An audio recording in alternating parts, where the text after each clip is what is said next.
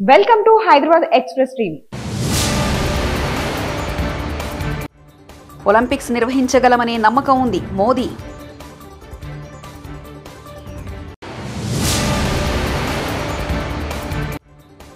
ఇద్దరు సీఎంల భేటీ, చర్చించే అంశాలివే.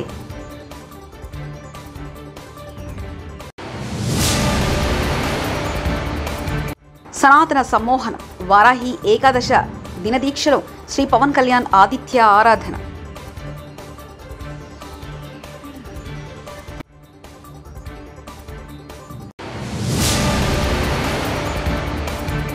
కేంద్ర మంత్రి పదవులపై ఢిల్లీలో సీఎం చంద్రబాబు ఆసక్తికరమైన వ్యాఖ్యలు.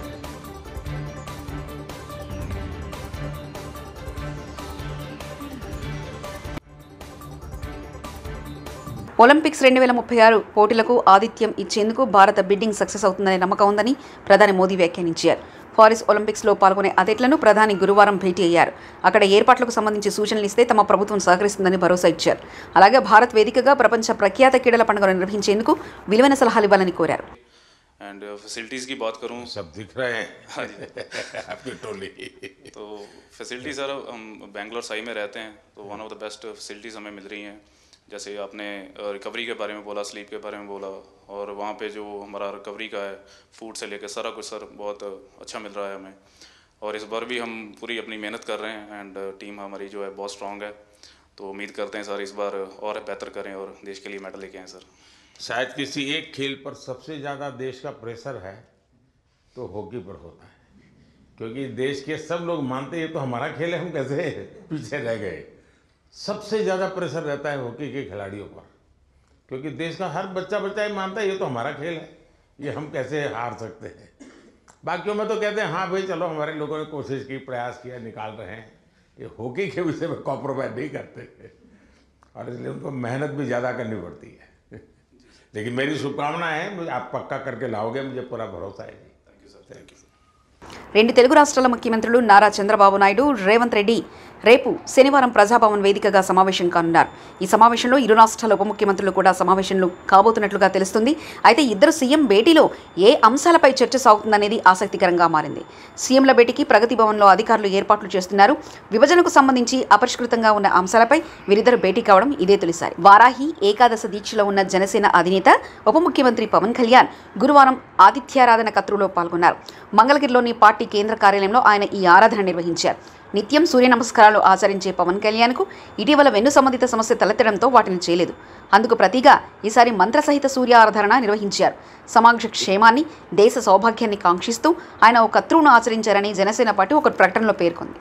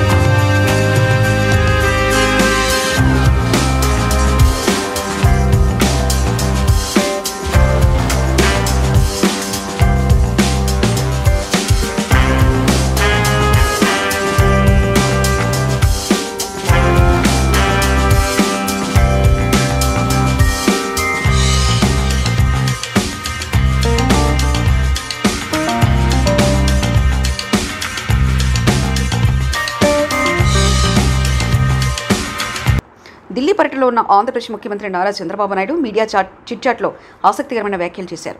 కేంద్రం నుంచి ఎలాంటి పదవులు ఆశించలేదని ఆయన చెప్పారు. గతంలో ఎన్డీఏ ప్రభుత్వం వాజ్పేయి నేతృత్వంలో ఉన్నప్పుడు కూడా ఎలాంటి పదవులు ఆశించలేదని, అప్పుడు 7 మంత్రి పదవులు తీసుకోవాలని కోరినా అంగీకరించలేదని వెల్లడించారు. ఎన్డీఏ పార్టీలతో సత్సంబంధాల కోసమే స్పీకర్ పదవికి మాత్రమే అంగీకరించానని సీఎం పేర్కొన్నారు. ఇప్పుడు కూడా అదే తరహాలో ఎలాంటి పదవులు టీడీపీ నుంచి కోరుకోలేదని, అయితే ఎన్డీఏ నుంచి ఆఫర్ చేసిన 2 మంత్రి పదవులు మాత్రం తీసుకున్నామని వెల్లడించారు. కేంద్రం ఇచ్చిన మంత్రి పదవుల పట్ల సంతోషంగానే ఉన్నామని చంద్రబాబు క్లారిటీ ఇచ్చారు. గ్రామీణ ప్రాంతాల్లో గంజాయి నిర్మూలనకు కట్టుదిట్టమైన చర్యలు చేపడుతున్న హోంమంత్రి అనిత అని తెలిపారు. ప్రభుత్వ పాఠశాలల వద్ద సీసీ కెమెరాలు ఏర్పాటు చేస్తున్నట్లు చెప్పారు. పాఠశాల పరిసరాల్లో గంజాయి తాగి అమ్మాయిలను వేధిస్తే తక్షణమే చర్యలు తీసుకోవాలని పోలీస్ శాఖను ఆదేశించినట్లుగా పేర్కొన్నారు. అనకాపల్లి జిల్లా పాయకరావుపేట పట్టణంలో ప్రభుత్వ పాఠశాలలో హోంమంత్రి అనిత ఆకస్మిక తనిఖీలు నిర్వహించారు. పాఠశాలలోని వంటశాలను పరిశీలించి మధ్యాహ్న భోజనం రుచి చూశారు. బాలికల ఉన్నత పాఠశాలలో పర్యటించి విద్యార్థుల సమస్యలు అడిగి తెలుసుకున్నారు.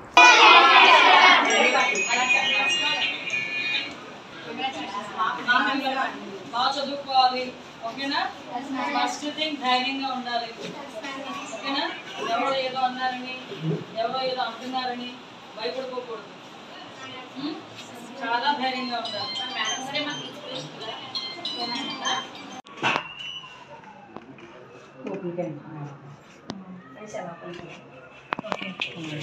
ఏంటమ్మా మెనూ ఏంటి ఈరోజు? పప్పు ఆకుకూర అండి. అంతేనా?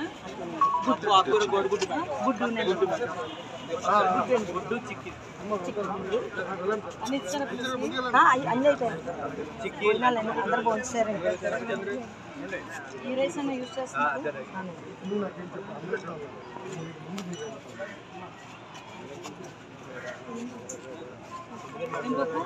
కందిపప్పు. గవర్నమెంట్ మెయిన్ హై స్కూల్, అదేవిధంగా గర్ల్స్ హై స్కూల్ అన్నింటినీ కూడా సడన్ విజిట్ చేయడం జరిగింది. ఎందుకనంటే ఇక్కడ చుట్టుపక్కల గ్రామాల్లో ఎక్కడైనా, చుట్టుపక్కల ప్రాంతాల్లో ఎక్కడైనా ఈ గంజాయి సప్లై కానీ, ఈ గంజాయి సరఫరా కానీ జరుగుతుందా, లేకపోతే పిల్లలందరూ పరిస్థితి ఏంటి, వాళ్ళ మిడ్ డే మీల్స్ ఎలా ఉన్నాయి, వాళ్ళందరికీ సౌకర్యాలు బాగున్నాయా లేదా అనే ఉద్దేశంతో అవన్నీ తెలియజేయడం, వాళ్ళందరి దగ్గర తెలుసుకోవడానికి ఈరోజు 2 స్కూల్స్ రావడం జరిగింది. ఇప్పుడున్న విద్యార్థులందరూ కూడా కొన్ని ప్రాబ్లమ్స్ చెప్తున్నారు. వాళ్ళకి అంటే మ్యాక్సిమం కొంత బిల్డింగ్స్ లేవని, అదేవిధంగా ల్యాబ్ లేదని, స్టాఫ్ ప్యాటర్న్ కూడా కొంచెం తక్కువ ఉన్నారని చెప్పడం జరిగింది. అదేవిధంగా మెయిన్ హై స్కూల్లో కూడా ఇక్కడైతే కొంతమంది, ఇక్కడ ముఖ్యంగా గర్ల్స్ హై స్కూల్ దగ్గర ఈ చుట్టుపక్కల ప్రాంతాల్లో గంజాయి తీసుకుంటూ కొంతమంది అబ్బాయిలందరూ కూడా ఇబ్బందులు పెడుతున్నారని చెప్పి స్టాఫ్ ఇక్కడ కంప్లైంట్ ఇచ్చిన వెంటనే పోలీస్ డిపార్ట్మెంట్ వాళ్ళు ఆల్రెడీ సీసీ క్యామ్స్ కూడా ఇక్కడ బిగించడం జరిగింది.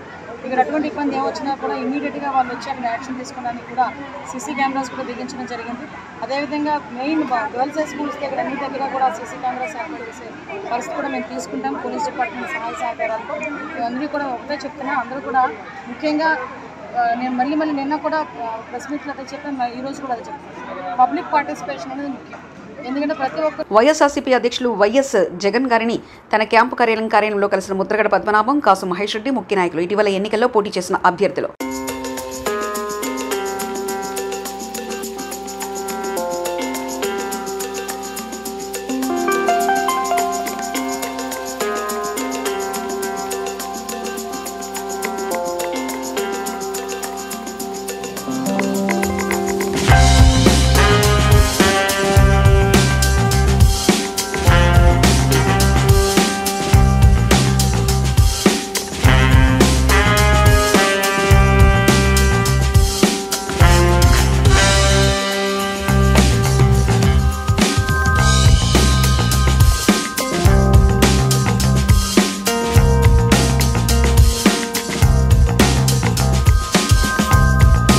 ప్రజల కోసం నిలబడతాం, దౌర్జన్యాలు చేస్తున్న అధికార పక్షాన్ని ప్రశ్నిస్తూనే ఉంటాం. టీడీపీకి ఓట్లు వేయని ప్రజలను మీకు సంక్షేమ పథకాలు ఇవ్వము, పెన్షన్లు తీసివేస్తామని బెదిరిస్తున్న టీడీపీ నాయకులు, కార్యకర్తలు. టీజేఆర్ సుధాకర్ బాబు, మాజీ ఎమ్మెల్యే. తిట్టటాలు, కొట్టటాలు, తప్పుడు కేసులు బనాయించటాలు, లేదా దౌర్జన్యంగా ఇళ్లను కూల్చివేయటం, హెరాస్మెంట్ చేయటం, మీకు ఓట్లేదు కాబట్టి పెన్షన్లు తీసేయటం, మీకు ఓట్లేదు కాబట్టి రేపొద్దున పథకాలేమి రావని భయభ్రాంతులు చేయటం మీ నైజమైతే, మీ పరిపాలన శైలి అయితే, నాకు ఓటేసినా వేయకపోయినా, వాళ్ళు ఏ పార్టీ వాళ్ళైనా అందరికీ పథకాలు అందాలనే దృఢమైన నికార్సైన రాజకీయాన్ని చేసినవాడు జగన్మోహన్ రెడ్డి గారు. అందుకనే మా ప్రశ్నించే గొంతులు ఇక లేస్తూనే ఉంటాయి. మీరు కొట్టినా, తిట్టినా, కేసులు పెట్టినా, దౌర్జన్యాలు చేసిన వైఎస్ఆర్సీపీ కార్యకర్తల నాయకుల యొక్క గొంతు ప్రతి మూల నుంచి మిమ్మల్ని ప్రశ్నిస్తూనే ఉంటుంది. మీరు చెప్పిన సూపర్ 6 హామీలతో పాటు మీరు చెప్పిన సూపర్ 6 హామీలతో పాటు అనేకమైన హామీలు మీ ఎన్నికల ప్రచారాల్లో మీరు చెప్పిన ప్రతి హామీలు పేపర్ మీద ఉన్నాయి. ఆ హామీలన్నిటిని నెరవేర్చేదాకా వైఎస్ఆర్ కాంగ్రెస్ పార్టీ శ్రేణుల గొంతులు అన్ని నలుమూలల ఆంధ్ర రాష్ట్రంలో పలుకుతూనే ఉంటాయి, లేస్తూనే ఉంటాయి, మిమ్మల్ని ప్రశ్నిస్తూనే ఉంటాయని. అలాగనే మీరు ప్రత్యేక హోదా అనే డిమాండ్ ని తక్షణమే ఈ రోజు మీరు ఢిల్లీలో ఉన్నారు, కనీసం ఢిల్లీ నుంచి మళ్లీ తిరిగి హైదరాబాద్ వెళ్లే లోపైనా మీరు దాన్ని డిమాండ్ చేయమని అడుగుతూ సెలవు తీసుకుంటున్నాం. సినీ నటుడు రాజ్ తరుణ్ తనను ప్రేమించి మోసం చేశాడంటూ లావణ్య అనే యువతి హైదరాబాద్లోని నార్సింగ్ పోలీస్ స్టేషన్లో ఫిర్యాదు చేసింది. రాజ్ తరుణ్ తాను 2012 నుంచి రిలేషన్లో ఉన్నామని, ఇటీవల మరో సినీ నటితో అతను సన్నిహితంగా ఉన్నట్లు తెలిసిందని ఫిర్యాదులో పేర్కొంది. లావణ్య ఇచ్చిన ఫిర్యాదును నార్సింగ్ పోలీసులు స్వీకరించారు. ఫిర్యాదుపై దర్యాప్తు చేస్తున్నామని నార్సింగ్ సీఏ హరికృష్ణారెడ్డి తెలిపారు. ఫిర్యాదు చేసిన లావణ్య గతంలో ఓ డ్రగ్స్ కేసులో నిందితురాలుగా ఉన్నట్లు సీఏ వెల్లడించారు. నన్ను వదిలేసి వెళ్ళిపోయిండు. అవతల ఎవరైతే అమ్మాయి ఉన్నారో ఆ అమ్మాయి ఆమె కానీ ఆమె రిలేటివ్స్ కానీ ఈమెని రిటర్న్ చేస్తున్నట్టుగా ఒక పిటిషన్ ఇచ్చింది. దాని మీద మేము ఒక పిటిషన్ రిసీవ్ చేసుకొని ఎంక్వైరీ చేస్తున్నాం. ఎంక్వైరీలో ఆమె ఇచ్చిన దానికి అలిగేషన్స్కి ఏమన్నా ఎవిడెన్స్ కానీ అది కానీ ఉంటే యాజ్ పర్ ప్రొసీజర్ ఏముందో అది ఫాలో అయ్యి ఇన్వెస్టిగేషన్ చేస్తాం. గతంలో లావణ్య మీద కూడా కొన్ని కేసులు నమోదై ఉన్నాయి కదా. మా దగ్గర డ్రగ్స్ కేసు ఒకటి ఉండే, అది ఈమె సహజీవనం చేస్తున్నా అతని భార్యగా ఉంటుంది సార్. మేము రిలేషన్షిప్లో ఉన్నామని చెప్తుంది. అది చూస్తాం, మేము ఎంక్వైరీ చేస్తాం. మాచర్ల మాజీ ఎమ్మెల్యే పిన్నెల్లి రామకృష్ణారెడ్డిని పరామర్శించేందుకు వచ్చిన జగన్ పిన్నెల్లికి మరిన్ని కేసుల్లో శిక్ష పడేలా సాక్ష్యం చెప్పి వెళ్లారని దేవాదాయ శాఖ మంత్రి ఆనం రామనారాయణ రెడ్డి అన్నారు. ఈవీఎం ధ్వంసం చేశారని జగన్ చెప్పిన సాక్ష్యాన్ని పరిగణలోకి తీసుకొని పిన్నెల్లిని శిక్షించాలని కోరారు. నెల్లూరులో ఆనం రామనారాయణ రెడ్డి ప్రిన్సిపల్ శాఖ మంత్రి నారాయణ సమావేశమై జిల్లా అభివృద్ధిపై చర్చించారు. రాష్ట్రంలో కూటమి ప్రభుత్వం అధికారంలో రావడంతో పారిశ్రామికవేత్తలకు స్వేచ్ఛ వచ్చిందని నారాయణ అన్నారు. న్యాయస్థానాలు కూడా ఎటువంటి విచారణ లేకుండా చట్ట ప్రకారం ఆయన మీద చర్య తీసుకోవాల్సిన అవసరం ఉందనేదే ఇవాళ నేను అనుకునేటువంటి కార్యక్రమం. ఇది వ్యక్తిగతంగా నేను మాట్లాడుతూ ఉన్నాను. ఈవీఎం పగలగొట్టింది వాస్తవమేనంటే సాక్ష్యమే కదా. జగన్మోహన్ రెడ్డి గారు ఆయన్ని పరామర్శించడానికి వచ్చాడా, లేకుంటే మరిన్ని కేసుల్లో ఆయన్ని దొరికిపోయే విధంగా ఈయనే సాక్ష్యం చెప్పడానికి వచ్చాడా నాకు అర్థం కావట్లేదు. నిన్నటి జగన్మోహన్ రెడ్డి పర్యటన పిన్నెల్లి రామకృష్ణారెడ్డి నా పార్టీ వాడు తప్పు చేశాడు, ఆయన్ని చట్టపరంగా శిక్షించండి, న్యాయపరంగా కూడా శిక్షించండి సాక్ష్యం చెప్పిపోయాడు. కాబట్టి కనీసం పార్టీ నాయకత్వానికి కూడా విలువలు లేనటువంటి పరిస్థితుల్లో ఇవాళ ఈ రాష్ట్రంలో వైఎస్ఆర్సీపీ పార్టీ ఉంది, ఆ నాయకత్వం ఉంది. కాబట్టి భవిష్యత్తులో వైఎస్ఆర్సీపీ పార్టీ ఈ ఆంధ్రప్రదేశ్లో మనుగడ సాధించలేదనేటువంటిది సుస్పష్టంగా నిన్న ఆయనే చెప్పిపోయాడు. కాబట్టి దీని గురించి పెద్దగా మనం వేరేగా అనుకోవాల్సిన అవసరం లేదు. గత ప్రభుత్వంలో ప్రతి ఒక్కరూ భయపడుతూ ఉన్నారు. వ్యాపారస్తుడు, చిన్న వ్యాపారస్తుడు వ్యాపారం చేసుకోవాలన్నా, పెద్ద వ్యాపారస్తుడు చేసుకోవాలన్నా, ఒక ఇండస్ట్రీస్ వచ్చి ఇక్కడ పెట్టాలన్నా భయపడుతూ ఉండేవాళ్ళు. ఈరోజు అందరూ ఫ్రీ అయ్యారు. నేను నెల్లూరు ప్రజలందరికీ ఒకటే చెప్పేది, వ్యాపారం చేసుకున్నాడు స్వేచ్ఛగా చేసుకోండి, అయితే రూల్స్ అండ్ రెగ్యులేషన్స్ అతికించొద్దు. అదేవిధంగా ముఖ్యమంత్రి గారు ఆదేశించారు. నెల్లూరు, కడప రెండిట్లో లేఅవుట్లలో చాలా అక్రమాలు జరిగినాయి. గత ప్రభుత్వం చేశారు. వెంటనే ఎంక్వైరీ కమిటీ వేయమన్నారు.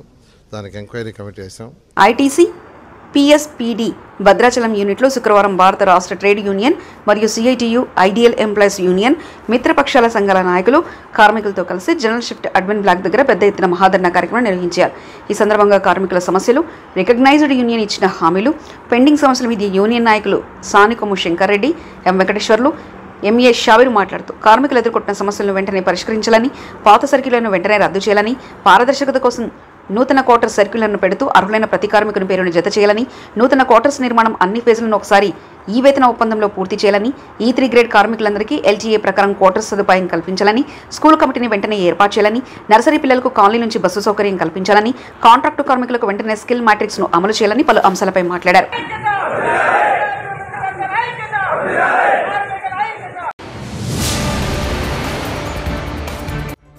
ఒలింపిక్స్ నిర్వహించగలమనే నమ్మకం ఉంది మోదీ.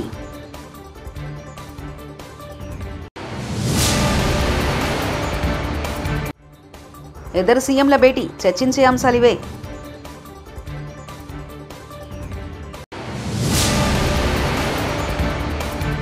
సనాతన సమ్మోహనం వారాహి ఏకాదశ దినదీక్షలో శ్రీ పవన్ కళ్యాణ్ ఆదిత్య ఆరాధన.